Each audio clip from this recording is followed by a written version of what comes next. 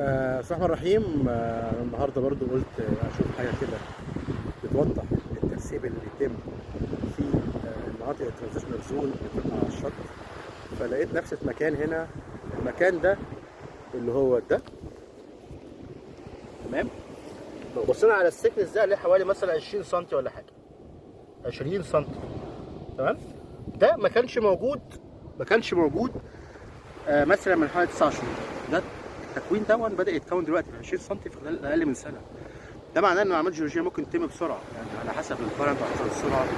الميه هنا، الرمله دي ممكن تكون التربيدنس او الميه اللي جايه نتيجه الرياح الشديده وحركه الامواج والحاجات دي، وتبقى كده تراجعت بعد ما جابت الرمله ناحيه الشط.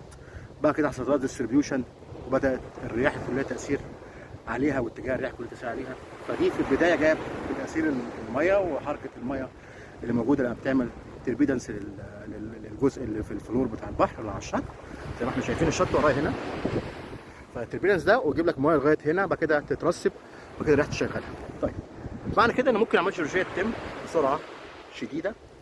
ولو حصل ان الانسان ما اتدخلش في الحته دي وبدا كده حصل زي سبسيدنس او ترسيبات تانية فيها، بدا ده يتدفن، ممكن ده بعد كده الرمله دي مع المساميه العاليه، مع النفاذيه العاليه، الرست والمابيليتي والشيل القليل دي بيور، يعني ميه بيور سيليكا يعني.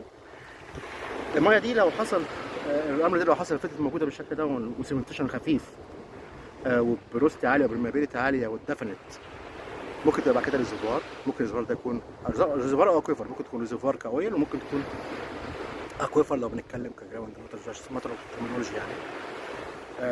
فانا حبيت اوضح هنا ان ممكن الترسيب يتم بسرعه، بس الايروجن ممكن يتم بسرعه برضه، بس هي بترجع للعمليات الجيولوجيه وتستمر بأنهي شكل، اذا كان في ايروجن تاني بعدها ولا يبقى في ترسيب مستمر. فممكن السكنس يتكون بسرعه جدا في مدى قليل جدا من السنوات لو تكون، الا والايروجن موجود سريع.